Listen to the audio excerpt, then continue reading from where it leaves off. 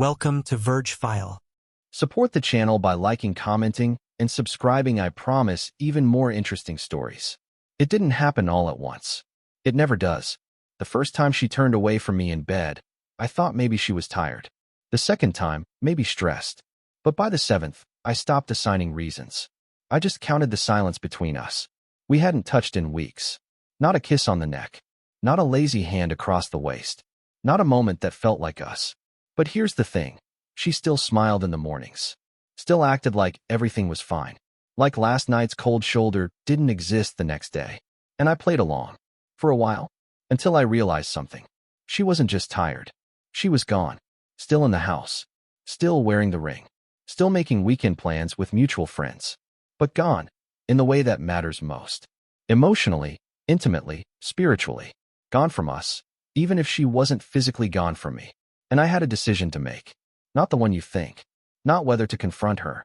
Not whether to demand answers or cry into my pillow like a rejected teenager. No, I made the decision to disappear. Not loudly. Strategically. To give her the same silence she gave me. To make her feel what she taught me every night when she turned her back. So I stopped saying good morning. Stopped asking if she slept well. Stopped making her coffee like I used to. Just sat in silence, sipped mine, and left the house before she even made it to the kitchen. She noticed. Of course she did. She started texting more during the day, asking if I was okay, suggesting we do something fun this weekend. I replied with one-word answers. Not out of spite, out of principle. Because when you live in a house where affection is rationed like oxygen, survival becomes your only focus. And I was done gasping for breath. She denied me every night. So I started removing myself every morning. It wasn't revenge. It was reflection, a mirror of what she created. And part of me hoped, just hoped, she'd see it, feel it, do something about it. But deep down, I already knew. She was too comfortable in my silence to notice I'd started walking away. By the third week, the mornings were colder than the nights. I stopped waiting for her to move first. Stopped wondering if this was the day she'd reach out and bridge the distance. Instead, I became efficient, robotic. I'd wake up, get dressed in silence, leave without a glance.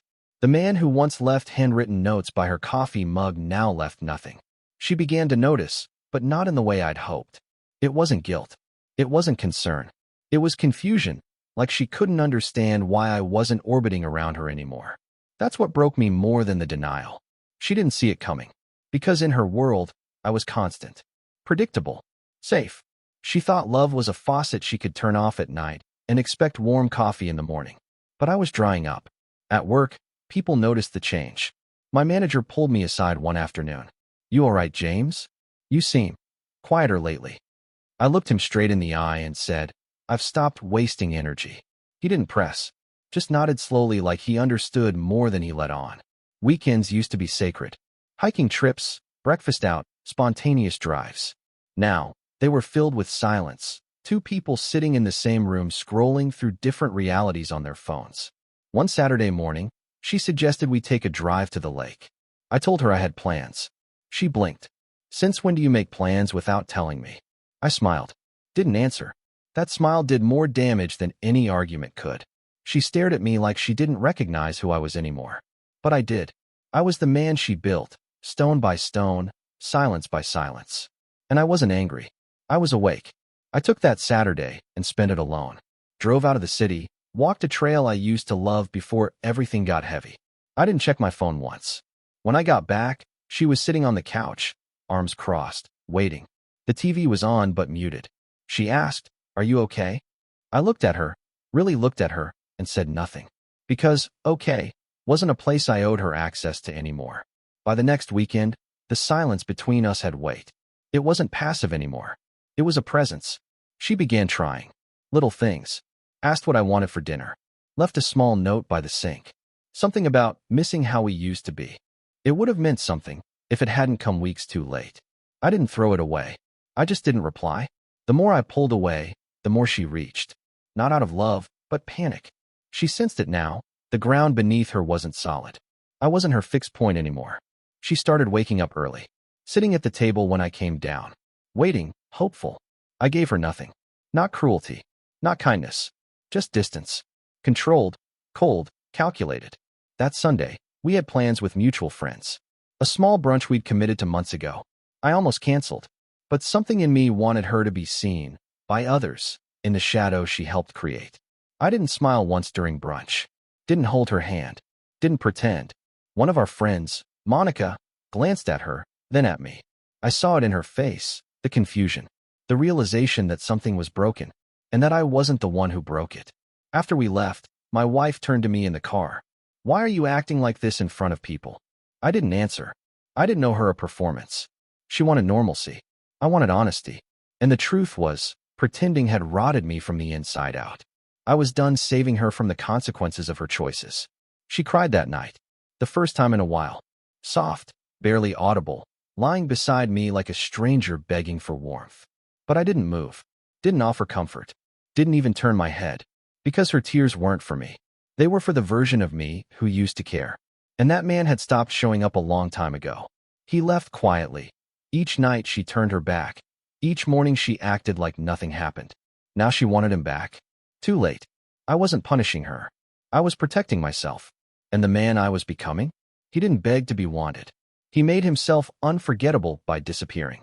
The shift was almost surgical. She tried harder in public now. Laughed louder. Touched my arm. Smiled like nothing had changed. But it was all too late. Her timing was perfect, for the audience. Offstage, she had no script. And I'd stopped being her scene partner. I started coming home late. No drama. No explanation. Just time reclaimed. I worked longer. Hit the gym. Took walks after dark. Gave myself back everything I used to give her. That Friday, we went to a friend's birthday party. She insisted. Said it'd be good for us. Us. As if there was still an us to fix. I agreed. Silently. Not because I cared, but because I wanted to watch her try. She wore the red dress, the one she used to save for special nights. Her lipstick was perfect, hair done like she was starring in a comeback story. We walked into the party, and I felt her grip tighten on my arm. A performance had begun, but I wasn't playing the role anymore. I mingled, stayed polite, talked to friends, laughed once or twice, never at her jokes. I saw the cracks begin when she caught me not looking at her. She pulled me aside after an hour. "You're being distant." I looked over her shoulder and said, "I'm just being me." She stood there, frozen. She wanted a fight. Wanted heat. I gave her calm. Nothing terrifies someone like silence when they expect fireworks. The ride home was quiet. She waited for me to speak. I didn't. That night, I slept in the guest room. I didn't announce it. Just closed the door. And locked it. The next morning, she knocked. Asked if we could talk. I said I was busy. And I was. Busy preparing. Not a tantrum. Not an escape plan. A strategy. I'd already spoken to a lawyer. Already opened a separate bank account. Already scanned every shared document. Every title. Every paper that had both our names. It wasn't emotional anymore. It was tactical. Because when a man wakes up from emotional starvation, he doesn't ask for food. He learns how to never go hungry again. And in that house, with her soft smiles and loud silences, I'd learned everything I needed. Not about her, but about me. And the man I was becoming? He wasn't interested in being forgiven. He was focused on being free. The first time she cried in front of someone else, it wasn't about love. It was about control. It happened at Monica's baby shower, small gathering, backyard, warm afternoon. I hadn't planned on going, but she insisted. Said it would look bad if I didn't show up. That phrase stuck with me. Look bad. As if the truth didn't matter, only the illusion. So I went. Wore my cleanest shirt. Brought a gift. Played my part, until I didn't. Halfway through the afternoon, someone asked if we were planning a vacation this year. I shrugged. Said, not together, probably. Silence. Monica glanced at my wife. Everyone did. She forced a laugh. Said I was joking. I wasn't. I didn't even blink. That moment cracked the glass. I saw it in her face. That fear. The one that comes when a person realizes the one they ignored now holds all the power. She pulled me into the house moments later. Why would you say that? I sipped water. You started making decisions without me months ago. I'm just catching up. Her voice trembled. You're humiliating me. I looked her in the eye. No, I'm showing you the version of me you built. That night, I changed the passwords to every shared account. Netflix, bank, Dropbox, even the calendar. I wasn't punishing her. I was removing her access to the version of me she thought would stay no matter what. The next day, I called my attorney again. Told him to proceed. Quietly. No papers served yet. Just movement. Motion beneath the surface. She tried again that evening. Wine, soft music, familiar dress. The same formula that used to work. She touched my arm, whispered that she missed us. I stepped back. Not in anger. In finality. The kind of distance that doesn't need explanation. She asked what had changed. I said nothing. Because the truth is, everything had changed. Not overnight. Not in a storm of yelling or slammed doors. But slowly. Strategically. Like a man learning to breathe underwater. And by the time she noticed I was drowning, I had already grown gills. The moment I changed the locks, I knew it was over. Not for show. Not for anger. But for finality. She came home later that day. Found the door wouldn't open with her key. She knocked. Called. Said my name in a whisper that trembled between disbelief and desperation. I didn't answer. Because I wasn't there. Not physically. Not emotionally. I was already gone. Weeks before, I'd started sleeping in the guest room. Not because of fights. Because the space between us had grown wider than the bed. She noticed the change, but only after it was too late to reverse. When I finally told her I was seeing a lawyer, she laughed. Bitterly. Said she didn't believe I'd leave. That I was bluffing. But I wasn't. I had moved all my things. Closed joint accounts. Opened new ones. Transferred my car registration. Cut ties quietly, surgically. Her friend called me once. Asked if I'd talk to her. I said no. Because sometimes silence is the loudest answer. One night, she sent me a message. Said she missed me. Said she wanted to try again. I read it. Deleted it. Because the man I was becoming wasn't built on nostalgia or second chances. He was built on strength and boundaries. And she had broken every one. I packed the last box and left before dawn. No goodbyes. No tears. Just the sound of the front door closing behind me. The peace that followed was profound. Because sometimes, the strongest thing you can do is leave quietly. Without shouting. Without blaming. Without looking back. She wanted a reaction. I gave her calm. She wanted a fight. I gave her absence. And in that absence, she found the answer she'd been denying all along. Weeks passed. She called less. Texted less. Her friend reached out to me once, cautiously. I'm worried about her, she said. I nodded, but said nothing. Because worry doesn't fix what's already broken. At work, people noticed. Some asked if I was okay. I told them I was better than okay. I was free. I started changing everything. New routines. New friends. New places. I joined a gym I never mentioned. Started running routes she didn't know. I painted my apartment walls a different color. Not because I wanted change. Because I needed it. She was still in the old house. Still waiting. Waiting for a man who was no longer there. One day, a mutual friend asked me if I planned to reconcile. I looked at her carefully and said, I'm not the man she needs anymore. That hit harder than any argument I'd had with my wife. Because it wasn't about blame. It was about truth. Some people don't fight for you. They just get comfortable with you waiting. And when you stop waiting, they lose. She never understood that. She thought silence meant weakness. I showed her it meant strength. One night, I saw her at a cafe. She was with friends. Laughing. Trying to look happy. I didn't approach. I didn't watch. I just walked away. Because I knew she wasn't missing me. She was missing the version of me she took for granted. And that version was gone. Forever. Her calls came in waves, relentless as tides crashing against a cliff that no longer moves. At first, her voice carried confusion, as if she genuinely didn't know what had changed. Then desperation, the kind that trembles through the phone line and cracks the bravest facade. Finally, pleading, words soaked in regret, apologies laced with the hope that it wasn't too late. But the man on the other end was gone. Not physically, but the part of me that once clung to her was extinguished. I didn't answer her calls. I didn't reply to her messages. I let every ring go unanswered. Because some silences speak louder than any argument ever could. Her texts followed, a flood of long paragraphs. Promises made in the shadow of loss. Regrets written with trembling fingers. I read them once. Twice. Then deleted every word. Not out of cruelty, but out of finality. I was done. Done riding the emotional roller coaster that left me hollow and exhausted.